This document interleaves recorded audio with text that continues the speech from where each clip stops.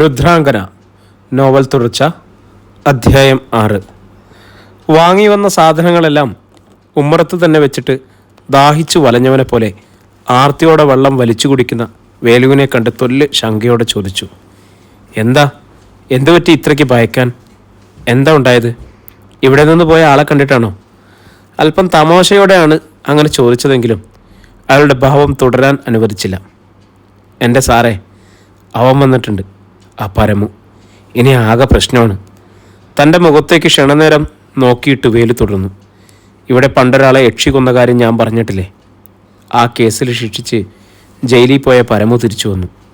അയാളെ യക്ഷി കൊന്നതാണെന്നല്ലേ വേലു പറഞ്ഞത്? പിന്നെന്തിനാ പരമുവിനെ പോലീസ് പിടിച്ചത്?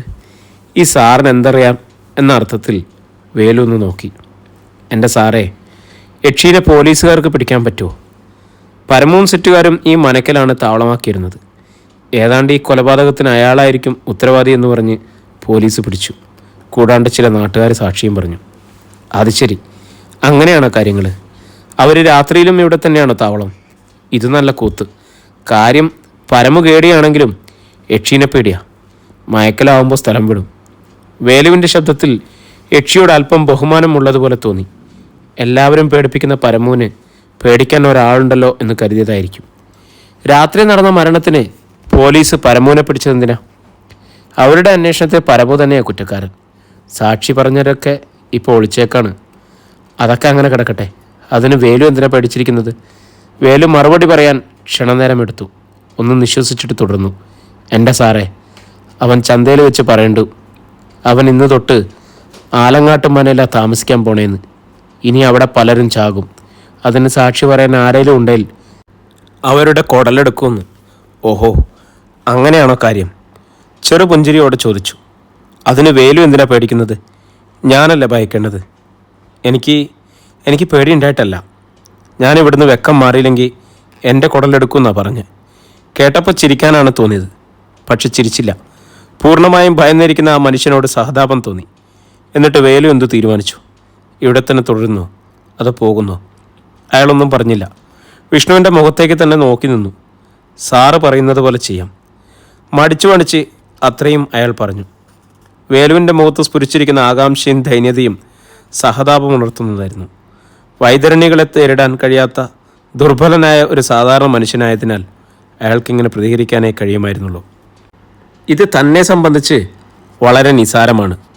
ജീവിതത്തിൽ യാതൊരു ലക്ഷ്യത്തിലും എത്താതെ അലഞ്ഞിരുന്ന തനിക്ക് മുന്നോട്ടുള്ള പ്രയാണത്തിന് ഒരു മാർഗമായി തീരുന്ന ഈ തൊഴിലിന് തടസ്സമായി വരുന്ന എന്തിനേയും നേരിടാൻ യാതൊരു ഭയവുമില്ല. ഒരുപക്ഷെ രുദ്ര തന്നെ ഏൽപ്പിച്ചിരിക്കുന്ന ജോലിയുടെ ഫലപ്രാപ്തിക്ക് ഇതൊരു നിമിത്തമായേക്കാം. അങ്ങനെ ചിന്തിച്ചപ്പോൾ മനസ്സിനൊരു ഉന്മേഷം തോന്നി. നിശ്ചയദാർഢ്യത്തോടെ വേലുവിനോട് പറഞ്ഞു, അവൻ എത്ര വില്ലനായാലും അതെനിക്കൊരു പ്രശ്നമേയല്ല.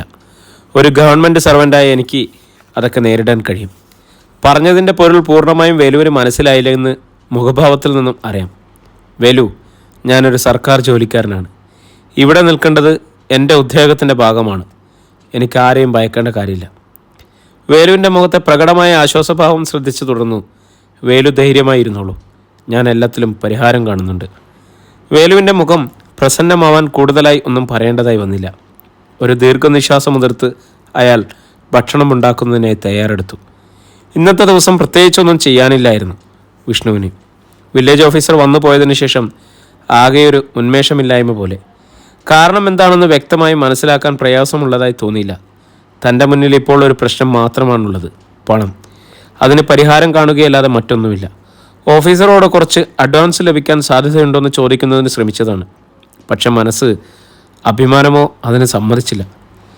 ഇനി എന്തു ചെയ്യണമെന്ന ചോദ്യത്തിന് മറുപടി ഉള്ളിൽ നിന്നും വന്നതുമില്ല. ഭക്ഷണം തയ്യാറാക്കുന്ന വേലുവിനെ നോക്കി അയാൾ മറ്റൊന്നിലും ശ്രദ്ധിക്കാതെ തൻ്റെ കർത്തവ്യത്തിൽ അങ്ങനെ മുഴുകിയിരിക്കുകയാണ്. ഇടയ്ക്ക് വെച്ച് മുടങ്ങിപ്പോയ മനയ്ക്കുള്ളിലെ പരിശോധന തുടരാൻ തീരുമാനിച്ചു. അത് തൽക്കാലം തൻ്റെ മനസ്സിൻ്റെ ഈ അവസ്ഥയ്ക്ക് അല്പം ശാന്തത നൽകാൻ കഴിയും. ഇനിയും കണ്ടിട്ടില്ലാത്ത ഭാഗങ്ങൾ കുറേയെങ്കിലും ഇന്ന് പൂർത്തിയാക്കണം. താക്കോൽ കൂട്ടവും എടുത്ത് പുറത്തേക്കിറങ്ങുമ്പോൾ വേലുവിൻ്റെ മുഖത്തേക്കൊന്ന് പാളി നോക്കാൻ മറന്നില്ല. അയാളുടെ മുഖത്ത് അസംതൃപ്ത ഭാവം കണ്ടില്ലെന്ന് നടിച്ച് പുറത്തേക്കിറങ്ങി. താൻ മനയ്ക്കുള്ളിലേക്ക് പോകുന്നത് വേലുവിന് ഇതുവരെ അംഗീകരിക്കാൻ കഴിഞ്ഞിട്ടില്ല. നിഗൂഢതയുടെ ആവരണവും പേറി നിൽക്കുന്ന ഈ മന അയാളുടെ മുന്നിൽ ഇന്നും ഒരു പേടി സ്വപ്നമാണ്. സ്വപ്നം അങ്ങനെയാണല്ലോ. എവിടെയെങ്കിലും ഗോപ്യതയും നിഗൂഢതയും ഉണ്ടോ അതിനെ ചുറ്റിപ്പറ്റി കുറേ കെട്ടുകഥകൾ ഉണ്ടാക്കിയെടുക്കും. അതെല്ലാവരുടെയും മനസ്സിൽ രൂഢമൂലമാവുകയും ചെയ്യും. എന്നാൽ ഇവിടെയുള്ളത് വെറും കെട്ടുകഥകളാണോ? അല്ല എന്ന് വ്യക്തമായ ഉത്തരം തൻ്റെ മനസ്സ് മാത്രം നൽകുന്നു. അനുഭവത്തിൽ നിന്നും അതെല്ലാം ഒരു സങ്കല്പ സൃഷ്ടിയാണെന്ന് കരുതാൻ കഴിയില്ലല്ലോ. രുദ്ര എന്ന സത്യം ഒരു മഹാമേരു പോലെ തൻ്റെ ഉള്ളിൽ ഉയർന്നു നിൽക്കുന്നു. പൂർണ്ണമായും ഉൾക്കൊണ്ടിട്ടും അപൂർണതയിൽ തന്നെ നിലനിൽക്കുന്ന നഗ്നമായ യാഥാർത്ഥ്യം. പ്രധാന വാതിൽ കടന്ന് അകത്തേക്ക് കടന്നപ്പോൾ തന്നെ എന്തോ ഒരു പ്രത്യേകത വിഷ്ണുവിന് അനുഭവപ്പെട്ടു. ആദ്യ ദിവസങ്ങളിൽ ഇതിനകത്ത് വന്നപ്പോൾ തോന്നിയിട്ടില്ലാത്ത ഒരനുഭൂതി. രുദ്രയുടെ വിവരണങ്ങളിലൂടെ പുനർജനിച്ച ആലങ്ങാട്ട് മനയിലെ സ്പന്ദിക്കുന്ന ജീവിതങ്ങൾ തൻ്റെ ആത്മാവിനെ തൊട്ടുണർത്തുന്ന പ്രതീതി. ഒരിറ്റു സ്നേഹത്തിനായി സാന്ത്വനത്തിനായി കേഴുന്ന ശ്രീദേവി അന്തർജനത്തിൻ്റെ ഗദ്ഗതങ്ങൾ കാതിൽ ഒഴുകിയെത്തുന്നു. അങ്കണത്തിലേക്ക് കാലെടുത്ത് വച്ചപ്പോൾ വലിയ തിരുമേനിയുടെ ശബ്ദം കേട്ടുവോ?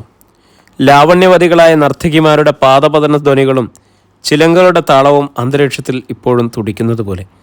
ഇടനാഴികയിലൂടെ പത്മനാഭൻ തിരുമേനി എന്ന പപ്പൻ കടന്നു വരുന്നത് പോലെ.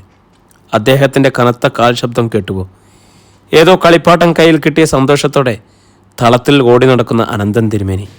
അങ്ങനെ ഓരോ ദൃശ്യങ്ങളും മനസ്സിൽ ഓടിയെത്തി.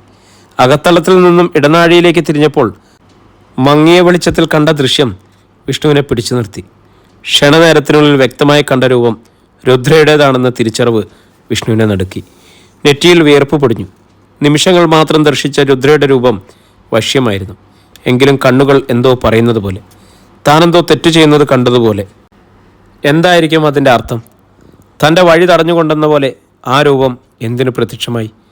രുദ്രയുടെ അനുവാദമില്ലാതെയാണ് ഇന്ന് മനയിലേക്ക് വന്നത്. ഇതിനു മുമ്പും വന്നിട്ടുള്ളതല്ലേ? പക്ഷേ എല്ലാ കാര്യങ്ങളും രുദ്രയിലൂടെ അറിഞ്ഞതിന് ശേഷം ആദ്യമായാണ് താൻ ഈ മനയ്ക്കകത്തേക്ക് കയറുന്നത്. അനുവാദം ചോദിക്കാതെ അല്ലെങ്കിൽ രുദ്രയോട് പറയാതെ ഇങ്ങോട്ട് കയറിയത് ശരിയായില്ലെന്ന് തോന്നൽ മനസ്സിൽ ബലപ്പെട്ടു. ശരിയാണ്, രുദ്രയുടെ മുഖത്ത് ദർശിച്ച ഭാവം അതുതന്നെയായിരിക്കണം തന്നെ ഓർമ്മിപ്പിച്ചത്.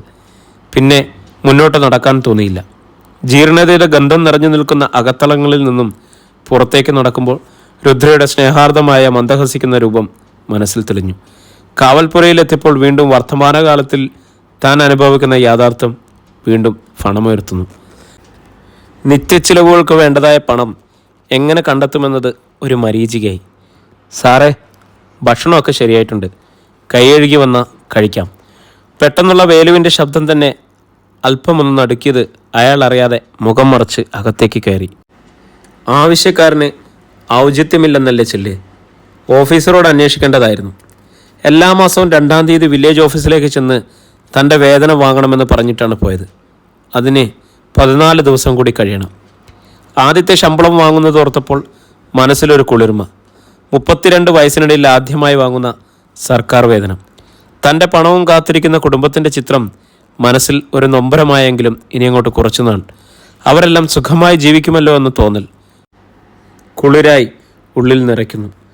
പട്ടിണിയും പരിവട്ടവും കഴിഞ്ഞ അനേകം നാളുകൾ. എങ്കിലും കുറച്ചു ദിവസത്തേക്ക് താൻ അവരെയെല്ലാം വിസ്മരിച്ചു എന്ന തോന്നൽ ഹൃദയത്തെ മുറിവേൽപ്പിച്ചു. രുദ്രയെ അറിഞ്ഞ നാൾ മുതൽ താൻ എല്ലാം മറന്ന് അവളുടെ സാമീപ്യത്തിനായി ദിവസങ്ങൾ തള്ളി നീക്കിയപ്പോൾ അവരുടെ രൂപങ്ങൾ ഓർമ്മിച്ചില്ല. കുറച്ചു ദിവസം താൻ നന്നായി ഭക്ഷണം കഴിച്ചപ്പോഴൊക്കെ അവരെയെല്ലാം മറന്നു. ഇന്ന് വേലു വിളമ്പിയ ആഹാരത്തിൻ്റെ മുന്നിലിരുന്നപ്പോൾ ഉള്ളിൽ നിറഞ്ഞ ഗദ്ഗതത്തിൻ്റെ ഒരശ്രുകണം തുടിച്ചു വന്നത് പുറംകൈ കൊണ്ട് തടഞ്ഞു. ഭക്ഷണം കഴിച്ച് കൈ കഴുകുമ്പോൾ വേലു പറഞ്ഞു, സാറേ, എനിക്കൊന്ന് വീട്ടിൽ പോകണമായിരുന്നു. അവിടെ ചെറിയൊരു കാര്യമുണ്ട്. ശരി, പോയിക്കോളൂ. പാത്രങ്ങളെല്ലാം തിടുക്കത്തിൽ കഴുകി വെച്ച് വേലു പെട്ടെന്ന് തന്നെ പുറപ്പെടാൻ തയ്യാറായി. എന്നാൽ ഞാൻ പോയേച്ച് നാളെ രാവിലെ വരാം. തൻ്റെ പ്രതികരണത്തിന് കാത്തു നിൽക്കാതെ തന്നെ വേലു നടന്നകലുന്നത് നോക്കി നിന്നു. വേലുവിന് പ്രത്യേകിച്ച് കാര്യമൊന്നും ഉണ്ടാവില്ല. പാവം, പരമു വരുമെന്ന് ഭയന്നിട്ടാണ് ഇവിടെ നിൽക്കാതിരുന്നത്. താൻ ധൈര്യം കൊടുത്തുവെങ്കിലും അതയാൾ ഉൾക്കൊള്ളണമെന്നില്ല. എവിടെ നിന്നോ വന്ന തന്നെപ്പോലൊരാൾക്ക് ഈ നാട്ടുകാരനായ വേലുവിനെ എത്ര നാൾ സംരക്ഷണം കൊടുക്കാൻ കഴിയുമെന്ന് അയാൾ വിചാരിച്ചിരിക്കണം. അയാളെ തെറ്റു പറഞ്ഞിട്ട് കാര്യമില്ല. ആരായാലും അങ്ങനെ തന്നെയേ ചിന്തിക്കുകയുള്ളൂ. യാത്ര പറയുമ്പോൾ വേലുവിന് തന്നോട് മറ്റെന്തോ കൂടി പറയണമെന്നുണ്ടായിരുന്നു. എന്നാൽ അയാളുടെ മുഖത്ത് ദൃശ്യമായിരുന്നു. തൻ്റെ അശ്രദ്ധഭാവം കണ്ടിട്ടായിരിക്കണം വേലു പറഞ്ഞില്ല. എന്തായിരിക്കും അയാൾ പറയാൻ ഉദ്ദേശിച്ചതെന്ന് വ്യക്തമായി അറിയാവുന്നതിനാലാണ് അലസ്വഭാവം നടിച്ചത്. വേലു ഇപ്പോൾ ഇവിടെ ഒരു സ്ഥിരം ജോലിക്കാരനായിരിക്കുകയാണല്ലോ. ആ സ്ഥിതിക്ക് ചില്ലറ ചിലവുകൾക്ക് എന്തെങ്കിലും ആവശ്യമുണ്ടാകും. അത് ചോദിക്കാനായിരിക്കണം. അത് ഓർമ്മിപ്പിച്ചപ്പോൾ വിഷ്ണുവിന് ചിരിക്കാനാണ് തോന്നിയത്. സ്വന്തമായി നിൽക്കാൻ കഴിയാത്തവൻ മറ്റൊരാളെ കൂടി ചുമക്കുന്നു. താൻ എക്കാലവും അങ്ങനെ തന്നെ ആയിരുന്നില്ലേ? പട്ടിണി കിടക്കുമ്പോഴും മറ്റൊരാൾ വന്ന് വിശക്കുന്നു എന്ന് പറഞ്ഞാൽ അതിന് പരിഹാരം കണ്ടെത്താനായിരിക്കും ആദ്യം ശ്രമിക്കുക. അത്യാവശ്യം വേണ്ട സാധനങ്ങളാണ് ഇന്ന് വാങ്ങിയത്. നാളെ ബാക്കി വാങ്ങാമെന്നാണ് വേലുവിനോട് പറഞ്ഞിരിക്കുന്നത്. നാളെ രാവിലെ വന്നയുടനെ അതായിരിക്കും അയാൾ ചോദിക്കുന്നത്. ഒരു 1000 രൂപയെങ്കിലും ആവശ്യമായി വരും. കൂടാതെ വേലുവിന് എന്തെങ്കിലും കൊടുക്കണം. ഇതൊന്നും പോരാഞ്ഞിട്ട് വലിയൊരു ഔദാര്യം ഏറ്റെടുത്തിരിക്കുന്നു. പട്ടിണിക്കാരൻ്റെ മോഹന സ്വപ്നം. രുദ്രയുടെ വാക്കുകൾ, അഭ്യർത്ഥന ഒന്നും തന്നെ നിഷേധിക്കാൻ കഴിയാതെ വന്നു. സ്വന്തം കാലിൽ നിൽക്കാൻ നിവൃത്തിയില്ലെന്ന പൂർണ്ണ ബോധ്യമുണ്ടായിട്ട് പോലും അവളെ ധിക്കരിക്കാൻ കഴിഞ്ഞില്ല. ഒരു വിധേയനെ പോലെ അനുസരിക്കേണ്ടി വന്നു. ഈ ജീവിതം ഇങ്ങനെ എരിഞ്ഞടങ്ങാനായിരിക്കും വിധി. തന്നെ ആശ്രയിച്ചു കഴിയുന്ന നിഷ്കളങ്കരായ കുറേ ജന്മങ്ങളുണ്ട്. അവരുടെ നിസ്സഹായത. ഇല്ലത്തെ ഒരേ ഒരു ആന്തരിയിൽ തൻ്റെ എല്ലാ ഭാരവും ഇറക്കി വെക്കാൻ വെമ്പുന്ന അച്ഛൻ, തങ്ങൾക്കൊരു നല്ല ഭാവിയുണ്ടാവുമെന്ന് സ്വപ്നം കാണുന്ന സഹോദരിമാർ. എങ്ങനെ അതെല്ലാം അവഗണിക്കാൻ കഴിയും? തപിച്ചുകൊണ്ടിരിക്കുന്ന മനസ്സിനെ ആശ്വസിപ്പിക്കാൻ തൽക്കാലം നല്ല തണുത്ത വെള്ളത്തിൽ കുളിക്കുന്നത് ഉചിതമെന്ന് തോന്നി. അകത്ത് കയറി സോപ്പും തോർത്തുമെടുത്ത് മാറാനുള്ള തുണിയെടുക്കുന്നതിനിടയിൽ ബാഗ് തുറന്നു. വിഷ്ണു ഭയങ്കരമായി ഒന്ന് നടുങ്ങി. ഇതെങ്ങനെ സംഭവിച്ചു? നേരിയ വിറയൽ കൈകളെ ബാധിച്ചു. ബാഗിനകത്ത് കണ്ട പണം എവിടുന്ന് വന്നു? അതിലേക്ക് കണ്ണുവയ്ക്കാതെ നോക്കി. ഇതെങ്ങനെ ഇവിടെ വന്നു? അതിനകത്ത് കണ്ട പണം അയാൾ പുറത്തേക്കെടുത്തു. 500 രൂപയുടെ കുറേ നോട്ടുകൾ. പുതിയ ചുളിവില്ലാത്ത 500 രൂപ നോട്ടുകൾ. പെടുന്നനെ അയാളുടെ മനസ്സിൽ രുദ്രയുടെ മിഴിവാർന്ന മുഖം തെളിഞ്ഞു. മന്ദസ്മിതത്തോടെ, എന്താ വിഷ്ണു, സന്തോഷമായോ എന്ന് ചോദിക്കുന്നത് പോലെ. വിഷ്ണുവിൻ്റെ മനസ്സിന് പുതിയൊരു ഉന്മേഷം അനുഭവപ്പെട്ടു. രുദ്രയുടെ വാക്കുകൾ സത്യമാവുകയാണ്. താൻ എന്തൊക്കെയോ ആവുകയാണെന്ന് ഉൾപ്പുളകത്തോടെ അറിഞ്ഞു. വിഷ്ണു എന്താ കരുതിയത്? നിങ്ങളുടെ ലോകത്ത് ഈ ദ്രവ്യം ഒരു അത്യാവശ്യ ഘടകമാണെന്ന് എനിക്കറിയില്ലെന്നോ? പെട്ടെന്ന് അശരീരി പോലെ കേട്ട വാക്കുകൾ രുദ്രയുടേതായിരുന്നു എന്ന് വിഷ്ണു അറിഞ്ഞു. ചുറ്റും നോക്കിയ വിഷ്ണുവിനെ തഴുകിക്കൊണ്ട് ഒരു കുളിരുള്ള തെന്നൽ കടന്നുപോയി. അതിൽ രുദ്രയുടെ മുഖവും ഒരു പുകപ്പടലം പോലെ കണ്ടു. ഇനി തനിക്ക് പ്രവൃത്തി മണ്ഡലത്തിലേക്ക് പ്രവേശിക്കാൻ യാതൊന്നും തടസ്സമല്ലെന്ന് വിഷ്ണുവിന് തോന്നി. അതൊരു സുഖമുള്ള അനുഭൂതിയായി അയാളെ ആവരണം ചെയ്തു. അധ്യായം 10. അസ്തമയത്തിൻ്റെ ചെങ്കതിരുകൾ പ്രതിഫലിച്ചു നിൽക്കുന്ന പേരാലിൻ്റെ ഇലകളിലേക്ക് നോക്കി നെടുവീർപ്പെട്ട സൂര്യങ്കാവ് ഇല്ലത്തെ ബ്രഹ്മദത്തൻ നമ്പൂതിരി ഏറെ നേരമായി ആൽത്തറയിൽ ഇരിക്കാൻ തുടങ്ങിയിട്ട്. മകൻ ജോലിക്ക് പോയിട്ട് ഇന്നേക്ക് 17 ദിനങ്ങൾ കഴിഞ്ഞിരിക്കുന്നു. അവിടെ ചെന്ന് ജോലിയിൽ പ്രവേശിച്ചു എന്ന വിവരത്തിന് കത്ത് കിട്ടിയതാണ്. അടുത്ത കത്തിൽ മേൽവിലാസം അറിയിക്കാമെന്ന് എഴുതിയിരുന്നതാണ്. പിന്നീട് കത്തൊന്നും കിട്ടിയില്ല. ഇന്നത്തെ കാലത്ത് കത്തയക്കലൊക്കെ വളരെ അപൂർവമാണ്. ഇവിടുത്തെ പോസ്റ്റ് ഓഫീസിൽ കത്ത് വന്നാൽ ആ നിമിഷം തനിക്ക് എത്തിക്കും പോസ്റ്റ്മാൻ ശിവരാമൻ. അയാൾക്ക് ഇവിടെ അധികം തിരക്കൊന്നുമില്ലല്ലോ. ചിലപ്പോൾ ആദ്യ ശമ്പളം കിട്ടിയിട്ട് അതോടൊന്നിച്ച് വിവരങ്ങൾ അറിയിക്കാമെന്ന് കരുതിയിരിക്കും. അവൻ അഭിമാനിയാണ്. പോസ്റ്റ് ഓഫീസിലോ അടുത്ത് താമസിക്കുന്ന വില്ലേജ് ഓഫീസർ ചെറിയാൻ്റെ വീട്ടിലേക്കോ ഒന്ന് ഫോണിൽ വിളിച്ച് പറയാമോ എന്ന് പോകുമ്പോൾ ചോദിച്ചതാണ്. പക്ഷെ അവനതിന് പറഞ്ഞ മറുപടി, അച്ഛൻ തിരുമേനിയായിരുന്ന ഈ നാട്ടിലെ ഏറ്റവും വലിയ പ്രമുഖൻ. സുഹൃതക്ഷയം കൊണ്ട് ഇപ്പോൾ മോശകാലമായിരുന്നേ ഉള്ളൂ. അതുകൊണ്ട് ആരുടെ മുന്നിലും തലകുലിക്കേണ്ട. അച്ഛൻ പറയുന്നത് പോലെ എന്നും പൂജിക്കുന്ന ശ്രീ പരമേശ്വരൻ അതിന് വഴി കാണിച്ചു തരും. പിന്നൊന്നും പറയാൻ തോന്നിയില്ല. മകൻ്റെ യുക്തിക്ക് മുന്നിൽ തനിക്ക് മറുപടി ഉണ്ടായിരുന്നില്ല. പേരാലിൻ്റെ ഇലകൾക്കിടയിൽ ഇരുൾ വ്യാപിച്ചു തുടങ്ങിയപ്പോൾ ആൽത്തറയിൽ നിന്നും എഴുന്നേറ്റ് ബ്രഹ്മദത്തൻ തിരുമേനി ഇല്ലത്തേക്ക് നടക്കുമ്പോൾ അയാളുടെ മനസ്സിൽ കഴിഞ്ഞുപോയ കാലങ്ങൾ ഓർമ്മിക്കുകയായിരുന്നു. പൂത്തിരി പോലെ കത്തിജ്വലിച്ചു നിന്നിരുന്ന ഇല്ലമായിരുന്നു സൂര്യങ്കാവ് ഇല്ലം.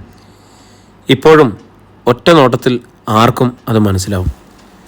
ചേലത്തെ കൊത്തുപണികളെ തയ്യാറാക്കിയ കാതിലുകളും ജനാലകളും തച്ചുശാസ്ത്രത്തിൻ്റെ കരവിരുത് വിളിച്ചോതുന്ന മേൽക്കൂരയും കുലത്തിൻ്റെ ആഢ്യത്വം വിളമ്പുന്നത് പോലെ നിലനിൽക്കുന്നുണ്ട്.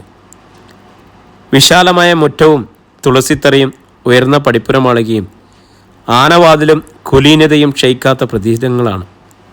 പക്ഷേ ആ ഇല്ലത്തിനു മേൽ വീണുകിടക്കുന്ന ദാരിദ്ര്യത്തിൻ്റെ കരിനിഴൽ ഗതകാല സ്മൃതികൾക്ക് അസ്ഥിപഞ്ജരത്തിൻ്റെ ആവരണം നൽകിയിരിക്കുന്നു.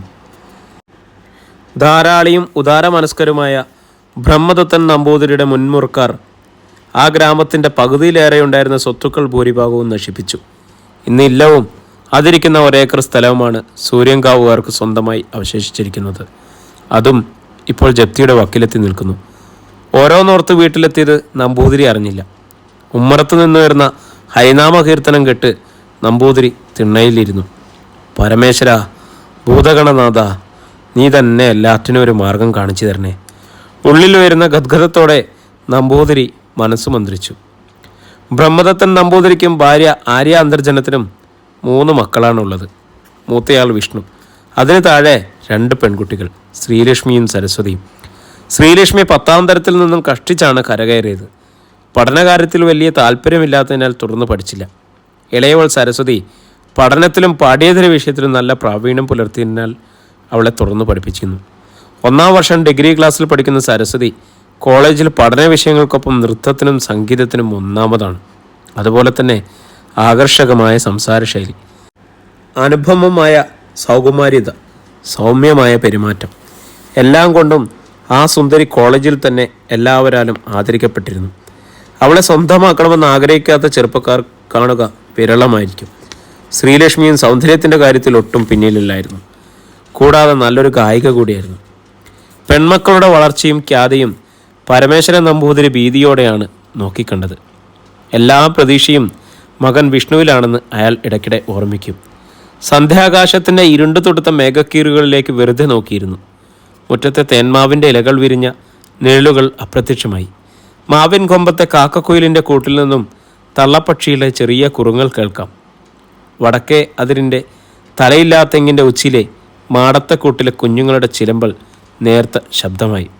ഇന്നെന്താ കുളിയും തേവാരമൊന്നും വേണ്ടാന്നുണ്ടോ? സമയം എത്രയായിന്നാ കരുതണേ? നമ്പൂതിരിയെ ചിന്തയിൽ നിന്നുണർത്തിയത് അന്തർജനത്തിൻ്റെ സ്നേഹപൂർണമായ ശബ്ദമായിരുന്നു. തുളസിത്തറയിൽ വിളക്ക് വെച്ച് തൊഴുതു തിരിഞ്ഞു നടക്കുമ്പോൾ അവർ ഒരിക്കൽ കൂടി ഭർത്താവിനെ ഓർമ്മിച്ചു. നാളെ എന്തായാലും ഉണ്ണിയുടെ കത്തുണ്ടാവും, എനിക്ക് നിശ്ചയമുണ്ട്. അല്ലാതെ ഇന്നിപ്പോൾ വരാൻ വേറെ തരമില്ലല്ലോ എന്ന് പറയാനാണ് നമ്പൂതിരിക്ക് തോന്നിയതെങ്കിലും പറഞ്ഞില്ല. തന്നെ ശാസിക്കുന്നതിലൂടെ സ്വന്തമായി തന്നെ ആശ്വാസം കണ്ടെത്തുകയാണ് അന്തർജനമെന്ന് അദ്ദേഹത്തിന് നിശ്ചയമുണ്ടായിരുന്നു. പൂജാമുറിയിൽ വിളക്ക് വെച്ച് ദേവീസ്തോത്രം കഴിഞ്ഞ് അമ്മയും മകളും ഉമ്മറത്തേക്ക് വന്നു. അപ്പോഴും സൂര്യങ്കാവില്ലത്തിൻ്റെ അന്തരീക്ഷത്തിൽ ദേവീസ്തുതി ഗീതം മലയടിക്കുന്നത് നമ്പൂതിരിയുടെ മനസ്സിനെ തൊല്ലു ലാഘവം നൽകി. അമ്മേ മഹാമായേ, നമ്പൂതിരി പ്രാർത്ഥനയോടെ എഴുന്നേറ്റ് അന്തർജനത്തിൻ്റെ കയ്യിൽ നിന്നും എണ്ണയും സോപ്പും വാങ്ങി കുളക്കരയിലേക്ക് നടന്നു. രാവിൻ്റെ ഊതവർണ്ണക്കുപ്പായത്തിൻ്റെ അലക്കുകളിൽ തെരുപ്പിടിപ്പിച്ച് ഇല്ലത്തെ ദേവീഗീതത്തിൻ്റെ തുടർച്ചയെന്നോണം ചീവീടുകൾ തങ്ങൾക്കാകും വിധം താളമിട്ടു. ആലങ്ങാട്ട് മനയിലെ കാവൽപ്പുരയിൽ ഉറക്കം വരാതെ മച്ചിലേക്ക് കണ്ണുനട്ട് രുദ്രയുടെ വരവിനെ കാത്തു കിടക്കുകയായിരുന്നു വിഷ്ണുദത്തൻ നമ്പൂതിരി. 2ാം യാമം അവസാനിച്ചതായി അറിയിച്ച് രാക്കോഴിയുടെ കൂവൽ വിദൂരതയിൽ മുഴങ്ങി. ചിരപരിചിതമായ ആ ഗന്ധം നാസരന്ധ്രങ്ങളിൽ ഒഴുകിയെത്തി. രുദ്രയുടെ സാമീപ്യം ഒരു നടുത്ത സ്പർശമായി വിഷ്ണു അറിഞ്ഞു. വിഷ്ണു, കട്ടിലിൽ സമീപത്തിരുന്ന രുദ്ര ചോദിച്ചു. എന്താ വിഷ്ണുവിനെ? എന്തോ ഒരു ചിന്ത നിന്നെ അലട്ടുന്നതായി എനിക്ക് തോന്നുന്നു. എന്താണെങ്കിലും പറയുക. രുദ്രയ്ക്കറിയാത്തതായി ഒന്നും എൻ്റെ മനസ്സിലുണ്ടാവില്ലെന്ന് എനിക്കറിയാം. പിന്നെ ഈ ചോദ്യത്തിന് പ്രസക്തിയുണ്ടോ?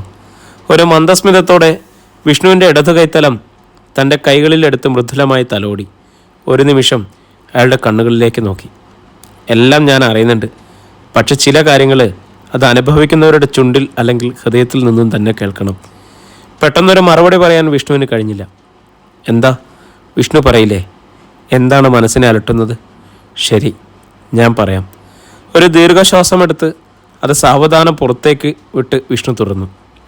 ഞാനിവിടെ വന്നിട്ട് 17 ദിവസങ്ങൾ കഴിഞ്ഞിരിക്കുന്നു. എൻ്റെ വീട്ടിലെ സ്ഥിതി വളരെ ശോചനീയമാണ്. അവരെല്ലാം സുഖമായിരിക്കുന്നുവെന്ന് വിശ്വസിക്കാൻ കഴിയാത്തിടത്തോളം എൻ്റെ മനസ്സ് അസ്വസ്ഥമായിരിക്കും. കട്ടിലിൽ തലക്കലേക്ക് നീങ്ങി അതിൽ ചാരിയിരുന്ന് രുദ്ര വിഷ്ണുവിനെ തൻ്റെ മടിയിലേക്ക് പിടിച്ചു കിടത്തി. രുദ്രയുടെ നഗ്നമായ അണിവയറിൻ്റെ തണുപ്പ് വിഷ്ണുവിൻ്റെ കപോലങ്ങളെ കുളിരണിയിച്ചു. പെട്ടെന്നുള്ള ആ പ്രവൃത്തി വിഷ്ണുവിന് താൻ ഏതോ ഒരു തലത്തിലേക്ക് ഉയരുന്ന അനുഭൂതി ഉണ്ടാക്കി. തിളങ്ങുന്ന അവളുടെ കണ്ണുകൾ വിഷ്ണുവിൻ്റേതുമായി ഇടഞ്ഞു. ശാന്തമായ ഒരു സാഗരത്തിലേക്ക് നോക്കിക്കിടക്കുന്ന അനുഭൂതിയാണ് അപ്പോൾ വിഷ്ണുവിനുണ്ടായത്. വിഷ്ണുവിന് ഇനിയും എന്നെക്കുറിച്ച് ഏറെ സംശയങ്ങളുണ്ട് അല്ലേ? നിങ്ങളുടെ ഈ ഭൂമിയിൽ കഴിഞ്ഞു പോകുന്നതിന് ധനം ഒരു പ്രധാനപ്പെട്ട ഘടകമാണെന്ന് എനിക്കറിയില്ലെന്ന് കരുതിയോ? ചെറിയൊരു മൗനത്തിന് ശേഷം രുദ്ര തുടർന്നു. ഇന്ന് പകലത്തെ അനുഭവം വിഷ്ണു വിസ്മരിച്ചോ? ആവശ്യമായ ദ്രവ്യം എൻ്റെ പെട്ടിക്കുള്ളിൽ എങ്ങനെ വന്നു? എന്തിനായിരുന്നു അത് ലഭിക്കുന്നതിന് മുമ്പ് ഇത്രയധികം വ്യാകുലതകൾ അനുഭവിച്ചത്? വിഷ്ണുവിന് ഒന്നിനും ഉത്തരമുണ്ടായിരുന്നില്ല. രുദ്ര തുടർന്നു. വിഷ്ണു എന്തുകൊണ്ടാണ് ഞാൻ നൽകിയ കഴിവുകൾ വിസ്മരിച്ചത്? എൻ്റെ ചൈതന്യത്തിൻ്റെ ഒരംശം ഞാൻ വിഷ്ണുവിലേക്ക് സന്നിവേശിപ്പിച്ചത് ഞാൻ പറഞ്ഞത് ഓർക്കുന്നില്ലേ? വിഷ്ണുവിൽ നിന്നും ഉത്തരത്തിനായി രുദ്ര ക്ഷണനേരം കാത്തു. എന്നിട്ട് തുറന്നു. ചെറിയ കാര്യങ്ങളൊക്കെ വിഷ്ണുവിന് തന്നെ ചെയ്യാൻ കഴിയും. വിശ്വാസത്തിനായി വിഷ്ണു ഇത് കയ്യിൽ ധരിച്ചോളൂ. രുദ്ര തൻ്റെ വിരലിൽ നിന്നും ഒരു രത്നമോതിരം ഊരിയെടുത്ത് വിഷ്ണുവിൻ്റെ വലതു കൈവിരലിൽ അണിയിച്ചു. തൻ്റെ വിരലിലെ രക്തമോതിരത്തിൽ നിന്നും നീലജ്വാലകൾ ഉതിരുന്നത് വിഷ്ണു കണ്ടു. ഈ ആംഗുലീയം വിഷ്ണുവിന് മാത്രമേ കാണാൻ കഴിയൂ. ഇതൊരിക്കലും അശുദ്ധമാക്കരുത്. വലതു കൈയിൽ തന്നെ ധരിച്ചിരിക്കണം. രക്തത്തിൻ്റെ നീലപ്രകാശത്തിൽ മുഴുകിയിരുന്ന വിഷ്ണുവിനെ മുഖത്തേക്ക് നോക്കി രുദ്ര തുടർന്നു. എന്തെങ്കിലും അശുദ്ധമായത് ഈ കൈകൾ കൊണ്ട് സ്പർശിക്കേണ്ടതായി വന്നാൽ ആ സമയത്തേക്ക് ഇത് അഴിച്ചു വെക്കണം. നാം തമ്മിലുള്ള ബന്ധത്തിൻ്റെ തെളിവായി ഇത് സൂക്ഷിക്കണം. ഒരിക്കലും നഷ്ടപ്പെടുത്തരുത്. രുദ്രയുടെ അവസാനത്തെ വാചകത്തിൻ്റെ ദൃഢത വിഷ്ണുവിൻ്റെ മനസ്സിൽ ആഴ്ന്നിറങ്ങി. കൃതജ്ഞതയോടെ അയാൾ രുദ്രയുടെ മുഖത്തേക്ക് നോക്കി. മറ്റൊരു പ്രധാന കാര്യം, രുദ്ര തുടർന്നു. വിഷ്ണുവിൻ്റെ മാനസിക വ്യാപാരങ്ങളെല്ലാം കൃത്യമായി എനിക്കറിയാൻ കഴിയുന്നുണ്ട്. വിഷ്ണുവിൻ്റെ കുടുംബാംഗങ്ങളെല്ലാം ഇനി എൻ്റെ സംരക്ഷണയിലായിരിക്കും. എന്നും മുടങ്ങാതെ പരമശിവനെ പൂജിക്കുന്ന ബ്രഹ്മദത്തൻ നമ്പൂതിരിയുടെ പരിദേവനം കൈലാസനാഥൻ ചെവിക്കൊണ്ടിരിക്കുന്നു എന്ന് വിശ്വസിച്ചോളൂ. വിഷ്ണുവിൻ്റെ മനസ്സിൽ ഒരു കുളിർമഴയായാണ് ഈ വാക്കുകൾ പതിച്ചത്. താൻ ഏറ്റവും ഉത്കണ്ഠപ്പെട്ടിരിക്കുന്നത് കുടുംബാംഗങ്ങളെക്കുറിച്ചായിരുന്നു. ദാരിദ്ര്യത്തിൻ്റെ നടുവിൽ തൻ്റെ പഠിപ്പ് മുടങ്ങാതെ ഇതുവരെ കൊണ്ടെത്തിച്ചത് താൻ വീടിന് അത്താണിയാകും എന്ന സ്വപ്നമാണ്. അച്ഛൻ്റെ ആ സങ്കല്പത്തിന് ഉതകുന്ന വിധം ഒന്നുമാകാൻ ഇതുവരെ കഴിഞ്ഞിരുന്നില്ല. ഇനി രുദ്രയുടെ മടിത്തട്ടിൽ നിന്നും ഉയർന്ന് കട്ടിൽ തലയ്ക്കൽ അവളുടെ തോളോട് ചേർന്നിരുന്ന് വിഷ്ണു ചോദിച്ചു. എനിക്ക് മനസ്സിലാകാത്ത ഒരു സമസ്യയ്ക്ക് കൂടി രുദ്ര ഉത്തരം നൽകണം. കുസൃതി കലർന്ന പുഞ്ചിരിയോടെ ചോദ്യം എന്തായിരിക്കുമെന്ന ഭാവന രുദ്ര വിഷ്ണുവിനെ നോക്കി. എൻ്റെ ബാഗിൽ കണ്ട പണം അതെവിടെ നിന്ന് വന്നു? രുദ്രയുടെ ലോകത്ത് ഈ പണം ഉണ്ടാവാൻ തരമില്ലല്ലോ. വിഷ്ണുവിൻ്റെ ചോദ്യം പ്രസക്തമാണ്. അതൊന്നും ഞാൻ സൃഷ്ടിച്ചതല്ല, മറിച്ച് അത് വിഷ്ണുവിൻ്റെ തന്നെ ധനമാണ്. ഞാൻ നേരത്തെ പറഞ്ഞല്ലോ, വിഷ്ണുവിന് നല്ലൊരു ഭാവി കാലമുണ്ടെന്ന്. അന്ന് വിഷ്ണുവിൻ്റെ കൈവശം എത്തിച്ചേരേണ്ട ധനത്തിൽ നിന്നും ഞാൻ എടുത്തു തരുന്നു എന്ന് മനസ്സിലാക്കിയാൽ മതി. എന്നും വിഷ്ണുവിന് ആവശ്യമായ ധനം ആ സഞ്ചിയിൽ നിന്നും ലഭിക്കും. രുദ്ര ഒരു മന്ദസ്മിതത്തോടെ പറഞ്ഞു നിർത്തി. വിഷ്ണുവിന് മറ്റൊന്നും പറയാനുണ്ടായിരുന്നില്ല. തനിക്ക് എവിടെ നിന്നാണ് ഭാഗ്യം വരാൻ പോകുന്നതെന്ന്, ഭാവി എന്തായിരിക്കുമെന്നും എത്രത്തോളം സമ്പത്ത് ലഭിക്കുമെന്നൊക്കെയുള്ള മനുഷ്യസഹജമായ സംശയങ്ങളെ അയാൾ സ്വയം ഉള്ളിലൊതുക്കി. തൽക്കാലം താൻ സുരക്ഷിതനാണ്, തൻ്റെ സാമ്പത്തിക പ്രശ്നങ്ങൾ പരിഹരിക്കപ്പെട്ടു എന്ന് ആ കാര്യങ്ങൾ മാത്രം അയാൾ മനസ്സിൽ ഉൾക്കൊണ്ടു. മൂന്നാം യാമത്തിൻ്റെ തിരശീല രാവിൻ്റെ ഇരുളറയിൽ നിശബ്ദത വിരിയിച്ചപ്പോൾ രുദ്ര യാത്രയായി. എന്നും രുദ്രയുടെ പിൻവാങ്ങലോടൊപ്പം മുറിയിൽ നിറഞ്ഞു നിന്നിരുന്ന അനുഭവിച്ചിരുന്ന ദിവ്യതരംഗം അപ്രത്യക്ഷമാവുകയായിരുന്നു. എന്നാൽ ഇന്ന് അങ്ങനെ സംഭവിക്കാതിരുന്നത് വിഷ്ണുവിനെ അത്ഭുതപ്പെടുത്തി. രുദ്രയുടെ വാക്കുകൾ പോലെ തന്നെ താൻ എന്തൊക്കെയോ ആവുകയാണെന്ന് തോന്നൽ ബലപ്പെട്ടു. പ്രത്യേകമായ ഒരു മനഃശാന്തിയും ആത്മബലവും കൈവന്നിരിക്കുന്നത് പോലെ. ജീവിതത്തിൻ്റെ നീറുന്ന പ്രശ്നങ്ങൾ പരിഹരിക്കാനാവാതെ വിങ്ങലുകളായി മാറുമ്പോൾ ഏതൊരു ചെറിയ സാന്ത്വനവും വലിയൊരു ആശ്വാസമായി ഭവിക്കും. എന്നാൽ ശരണം ലഭിക്കാതെ വരുമ്പോൾ അത് തരണം ചെയ്യാതെ വീർപ്പുമുട്ടലായി അനുഭവപ്പെടുകയും ചെയ്യും. അതിനെ വിധിയെന്ന് വിശ്വസിക്കുകയാണ് സാധാരണ മനുഷ്യ മനസ്സ്. തന്നെ സംബന്ധിച്ചിടത്തോളം ജീവിതത്തിലെ ഏറിയ പങ്കും നിർധനതയുടെ ആഴമുള്ള കയത്തിൽ അത്താണിയില്ലാതെ നീന്തുകയായിരുന്നു. ഒരു ദിവസത്തെ മോചനം പോലും സാധ്യമാകാത്ത അവസ്ഥയിൽ ഇപ്പോൾ ലഭിച്ച സ്വാതന്ത്ര്യം അളവറ്റതാണ്. ദുഃഖങ്ങൾക്കും വൃഥകൾക്കും വിട നൽകിയ ഒരു രാത്രിയായിരുന്നു വിഷ്ണുവിന്. രുദ്ര എന്ന ദേവാംഗനയുടെ ചൈതന്യം നിറഞ്ഞു നിന്നിരുന്ന മുറിയിൽ സുന്ദരമായ ഒരു ഭാവി സ്വപ്നം കണ്ട് വിഷ്ണു ഉറക്കത്തിലേക്ക് വഴുതി. അവൻ്റെ കൈവിരലിൽ അണിഞ്ഞിരുന്ന രത്നമോതിരത്തിൻ്റെ നീലജ്വാല പ്രകാശതരംഗമായി അവനെ വലയം ചെയ്തു. ഒരു സുരക്ഷിത കവചം പോലെ. ശാന്തമായ ഒരു ഉറക്കമായിരുന്നു ആ രാത്രി വിഷ്ണുവിന് ലഭിച്ചത്. വേലുവിൻ്റെ പരിഭ്രാന്തിയോടുള്ള ശബ്ദം കേട്ടാണ് വിഷ്ണു ഉണർന്നത്. കണ്ണു തുറന്ന് പുഞ്ചിരിയോടെ വേലുവിൻ്റെ മുഖത്തേക്ക് നോക്കിയതോടെ അവരുടെ പേടിച്ചരണ ഭാവത്തിന് തൊല്ലയവ് വന്നു. വേലുവിന് ഈയിടെയായി അങ്ങനെയാണ്. അയാൾ വരുമ്പോൾ വിഷ്ണുവിനെ പുറത്തു കണ്ടില്ല എങ്കിൽ എന്തോ അപകടം സംഭവിച്ചിരിക്കും എന്നതായിരുന്നു അയാളുടെ ഭാവം. ഒരു സാധാരണ നാട്ടുംപുറത്തുകാരൻ്റെ വേവലാതിയും നിസ്സഹായതയും ആ മനുഷ്യൻ്റെ പ്രവൃത്തിയിൽ കാണാനാകും. വേലു ഒന്നും മിണ്ടാതെ ഒരു ദീർഘശ്വാസം ഉതിർത്ത് അയാളുടെ ജോലിയിലേക്ക് തിരിഞ്ഞതോടെ വിഷ്ണു പ്രാഥമിക കാര്യങ്ങൾക്കായി പുറത്തേക്കിറങ്ങി. വേലു ഉണ്ടാക്കി തന്ന ചായ കുടിച്ചുകൊണ്ടിരിക്കുമ്പോൾ പറഞ്ഞു, വേലു, മേശപ്പുറത്ത് പൈസ വെച്ചിട്ടുണ്ട്, അതെടുത്തിട്ട് ആവശ്യ സാധനങ്ങൾ വാങ്ങിക്കോളൂ. ചോറ് വയ്ക്കുന്നതിനുള്ള തയ്യാറെടുപ്പിലായിരുന്ന വേലു വിശ്വാസം വരാത്തതുപോലെ വിഷ്ണുവിനെ ഒന്ന് നോക്കിയിട്ട് മുറിക്കകത്തേക്ക് കയറി. തിരിച്ചു വന്ന വേലുവിൻ്റെ ഭാവം എന്തായിരിക്കുമെന്ന് ഊഹിച്ച് ചായ കുടിക്കുന്നതിൽ ശ്രദ്ധിച്ചു. പോയതിനേക്കാൾ വേഗത്തിലാണ് വേലു പുറത്തേക്ക് വന്നത്. 4 500 രൂപ നോട്ടുകൾ തൻ്റെ നേരെ നീട്ടിപ്പിടിച്ച് ഒന്നും ശബ്ദിക്കാതെ നിന്ന അയാളുടെ കയ്യിൽ നിന്നും അത് വാങ്ങിയിട്ട് പറഞ്ഞു, വേലുവിനോട് ഞാൻ ഇന്നലെ പറഞ്ഞിരുന്നതല്ലേ ഇന്ന് സാധനങ്ങൾ വാങ്ങാമെന്ന്. വീണ്ടും സംശയത്തോടെ നിന്ന അയാളുടെ പക്കലേക്ക് ആ പണം കൊടുത്തുകൊണ്ട് പറഞ്ഞു, ഇന്നലെ വേലു ഒരു സാറിനെ കണ്ടില്ലേ, എനിക്ക് പണം കൊണ്ടു തന്നതാണ്. അയാളുടെ മുഖത്ത് ആശ്വാസമാവും. ഇതിൽ 500 രൂപ വേലു വെച്ചോളൂ, തനിക്ക് ആവശ്യങ്ങളുണ്ടാവുമല്ലോ. ബാക്കി രൂപയ്ക്ക് സാധനങ്ങൾ വാങ്ങിക്കോളൂ. ഇനി ആവശ്യമുണ്ടെങ്കിൽ പറഞ്ഞാൽ മതി. അയാളുടെ കണ്ണീർ പൊടിഞ്ഞതുപോലെ തോന്നി. സന്തോഷം കൊണ്ടായിരിക്കും. നന്ദി സൂചകമായി ഒന്ന് പുഞ്ചിരിച്ച് പണം പോക്കറ്റിൽ വെച്ചിട്ട് അയാൾ ചെയ്തുകൊണ്ടിരുന്ന ജോലിയിലേക്ക് മടങ്ങി. അധ്യായം 11. ശ്രീകണ്ഠാപുരം ഗ്രാമത്തിലൂടെ 3 രാപ്പകലുകൾ കടന്നുപോയത് ബ്രഹ്മദത്തൻ നമ്പൂതിരി അറിഞ്ഞില്ല. ഓരോ ദിനവും ശിവക്ഷേത്രത്തിന് മുന്നിലെ ആൽത്തറയിൽ മകൻ്റെ കത്തും കാത്തിരുന്നു. ഉള്ളിലെ സംഘർഷങ്ങൾ പ്രകടിപ്പിക്കാതെ ആൽത്തറയിൽ ഇരിക്കുന്ന ബ്രഹ്മദത്തൻ നമ്പൂതിരിയെ കാണാത്ത ഭാവത്തിൽ ആൽമരത്തിന് മൂടിലൂടെ കടന്നുപോകുന്ന ആദിത്യ ഭഗവാനെ നിസ്സംഗതയോടെ അന്തേവാസികളായ കുരുവികൾ നോക്കിയിരുന്നു. പോസ്റ്റ്മാൻ ശിവരാമൻ മാത്രം എന്നത്തെയും പോലെ തിരുമേനിയെ ആശ്വസിപ്പിച്ചു. മറ്റൊരു പുലരി കൂടി ഗ്രാമത്തിൽ വിടർന്നു. സൂര്യകിരണങ്ങൾ ആൽമരത്തിന് ഇലകളിൽ ശക്തിയായി പതിക്കുന്നതിന് മുമ്പ് തന്നെ നമ്പൂതിരി അവിടെ എത്തി. ഇക്കുറി പോസ്റ്റ്മാൻ വരുന്ന വഴിയിലേക്ക് നോക്കിയാണ് ഇരുന്നത്. വളരെ വേഗത്തിൽ തൻ്റെ നേർക്ക് വരുന്ന ശിവരാമനെ തെല്ലൊരു നെഞ്ചിടിപ്പോടുകൂടിയാണ് നമ്പൂതിരി കണ്ടത്. തിരുമേനി, ഇന്ന് ഉണ്ണിയുടെ കത്തുണ്ട്. അടുത്തെത്തുന്നതിന് മുമ്പ് തന്നെ അയാൾ വിളിച്ചു പറഞ്ഞു. കത്ത് കണ്ട ഉടനെ ഞാൻ അടുത്ത് വരികയായിരുന്നു. തിരുമേനി ഇരിക്കുന്നത് അവിടെ നിന്നേ കണ്ടു. വർദ്ധിച്ച ആഹ്ലാദത്തിൽ തുടിക്കുന്ന മനസ്സോടെ നമ്പൂതിരി കത്ത് വാങ്ങി. നന്ദി സൂചകമായി ശിവരാമനെ നോക്കി പുഞ്ചിരിച്ച് അതിവേഗത്തിൽ തന്നെ അദ്ദേഹം ഇല്ലത്തിലേക്ക് നടന്നു. പടിപ്പുരവാതിൽ കടന്ന് ഉമ്മറത്ത് തന്നെ കാത്തിരുന്ന അന്തർജനത്തോട് വിളിച്ചു പറഞ്ഞു, ഉണ്ണിയുടെ കത്ത് വന്നു. അച്ഛൻ്റെ ശബ്ദം കേട്ട് ശ്രീലക്ഷ്മിയും പുറത്തേക്ക് വന്നു. ഇറയത്തെ ചാരുബെഞ്ചിൽ കിതപ്പോടെ ഇരുന്നിട്ട് കത്ത് മകളുടെ കയ്യിലേക്ക് കൊടുത്തു. അന്തർജനം ഉടനെ തന്നെ അകത്തേക്ക് പോയി സംഭാരവുമായി മടങ്ങി വന്ന് ഭർത്താവിന് കൊടുത്തു. മോളെ, കത്ത് പെട്ടെന്ന് വായിക്കൂ. ആര്യ അന്തർജനത്തിന് ആകാംക്ഷയായിരുന്നു കത്തിലെ ഉള്ളടക്കം അറിയാൻ. മകള് കത്ത് പൊട്ടിച്ച് വായിച്ചു തുടങ്ങുന്നതിന് മുമ്പ് തന്നെ നമ്പൂതിരി സംഭാരം മുഴുവൻ കുടിച്ചു തീർത്തു. പ്രിയപ്പെട്ട അച്ഛനും അമ്മയ്ക്കും മറ്റെല്ലാവർക്കും, എനിക്കിവിടെ സുഖമാണ്. കഠിനമായ ജോലിയൊന്നും തന്നെ ഇല്ല. ഇത് അവകാശികളില്ലാതായ ഒരു മനയാണ്. ഇപ്പോൾ ഇത് പുരാവസ്തു വകുപ്പിൻ്റെ കീഴിലാണ്. ഇവിടുത്തെ കാര്യക്കാരനായാണ് എന്നെ നിയമിച്ചിരിക്കുന്നത്.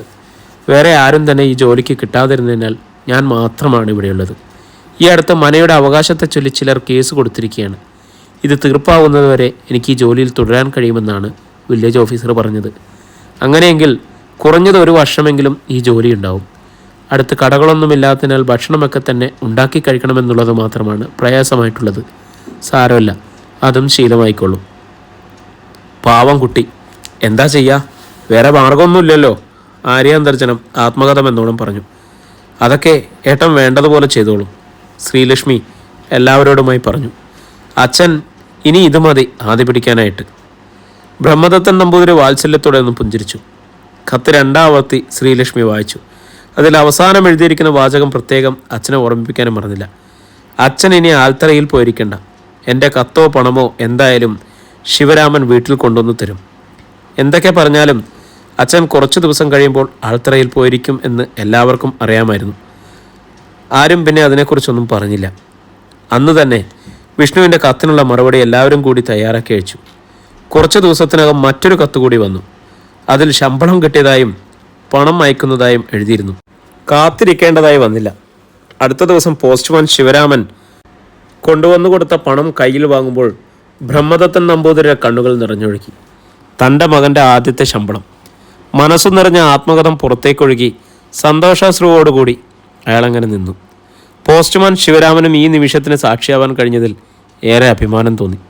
ശിവരാമൻ്റെ കുടുംബം വളരെ കാലം മുമ്പ് സൂര്യങ്കാവ് ഇല്ലത്തെ കുടിയാന്മാരായി ജീവിച്ചിരുന്നതാണ്. അയാളുടെ അച്ഛൻ്റെ കാലത്താണ് കുടിക്കിടപ്പ് നിയമപ്രകാരം അവർക്ക് സ്ഥലം ലഭിച്ചത്. അക്കാലത്ത് ഇല്ലം വകയുണ്ടായിരുന്ന വളരെയേറെ സ്ഥലം കൂടി കുടിയാന്മാർക്കായി കൊടുക്കേണ്ടി വന്നു. എങ്കിലും അതൊരു നഷ്ടമായി സൂര്യങ്കാവ് ഇല്ലത്തെ കാരണവർക്ക് തോന്നിയില്ല.